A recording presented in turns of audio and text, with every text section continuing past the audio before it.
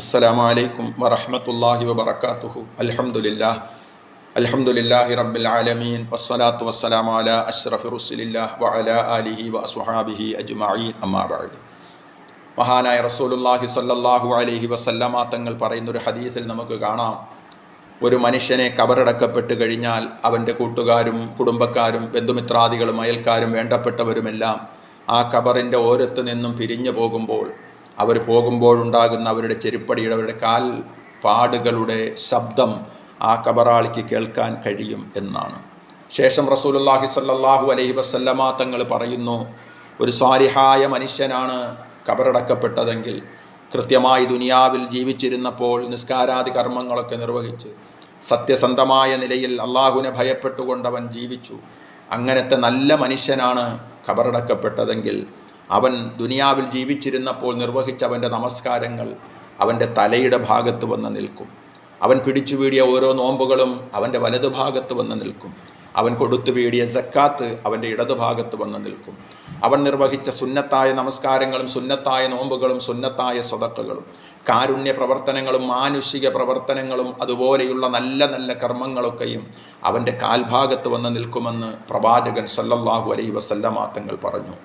അള്ളാഹുവിൻ്റെ അദാബ് തലഭാഗത്തിലൂടെ ഇവനെ ശിക്ഷിക്കാൻ വരുമ്പോൾ നമസ്കാരം പറയും, ഇവനെ ശിക്ഷിക്കാൻ പറ്റുകയില്ല എന്ന് പറഞ്ഞ നമസ്കാരം അവന് സംരക്ഷണം കൊടുക്കും. വലതുഭാഗത്തിലൂടെ അള്ളാഹുവിൻ്റെ അദാബ് കടന്നു വരുമ്പോൾ നോമ്പ് പറയും, ഇവനെ ശിക്ഷിക്കാൻ ഞാൻ അനുവദിക്കുകയില്ല എന്ന്.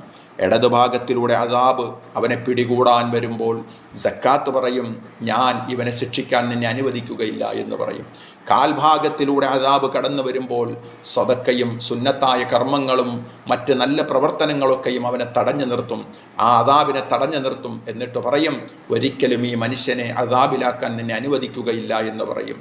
തലഭാഗത്തിലൂടെയും വലതുഭാഗത്തിലൂടെയും ഇടതുഭാഗത്തിലൂടെയും താഴ്ഭാഗത്തിലൂടെയും ഈ അദാബിനെ ഇവനെ പിടികൂടാൻ കഴിയാതെ വരുമ്പോൾ അദാബ് മടങ്ങിപ്പോകുമെന്ന് ഷഫീഉനാ റസൂലുള്ളാഹി സ്വല്ലല്ലാഹു അലൈഹി വസല്ലം പഠിപ്പിച്ചു. പ്രിയമുള്ളവരെ, ആലോചിച്ച് നോക്കൂ, ഈ ദുനിയാവിൻ്റെ ഹ്രസ്വമായ ജീവിതത്തിൽ അള്ളാഹുവിനെ അനുസരിച്ച് നമ്മൾ ജീവിക്കുമ്പോൾ ഒരുപാട് നാൾ നമുക്ക് കിടക്കേണ്ടി വരുന്ന ഖബറാകുന്ന ആ ലോകത്ത് നിസ്കാരം നമ്മുടെ സംരക്ഷകനായി വരും. സക്കാത്തും നോമ്പും മറ്റമലുകളും ഒക്കെയും നമുക്ക് സംരക്ഷകരായിട്ട് വരും.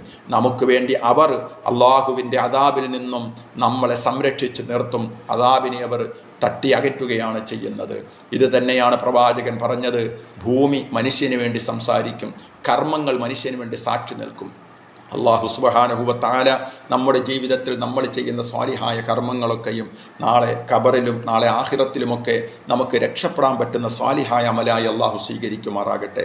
ഈ അറിവ് നിങ്ങൾക്ക് ഇഷ്ടപ്പെട്ടുവെങ്കിൽ മറ്റുള്ളവർക്ക് കൂടി നിങ്ങൾ ഷെയർ ചെയ്ത് കൊടുക്കുകയും ഇതുവരെയും ഈ ചാനൽ സബ്സ്ക്രൈബ് ചെയ്തിട്ടില്ലാത്തവരുണ്ടെങ്കിൽ അതുകൂടി ചെയ്യുകയും പ്രിയമുള്ളവരെ നിങ്ങളുടെ അഭിപ്രായങ്ങളും ദുആ വസിയത്തുകളും കമൻറ്റ് ബോക്സിൽ അറിയിക്കുകയും ചെയ്യുക. വീണ്ടും ഒരു വിലപ്പെട്ട അറിവുമായിട്ട് നമുക്ക് കണ്ടുമുട്ടാം. വ ആഖിറു ദഅവതി അനിൽ ഹംദുലില്ലാഹി റബ്ബിൽ ആലമീൻ. അസ്സലാമു അലൈക്കും വറഹ്മത്തുള്ളാഹി തആല വബറകാതുഹു.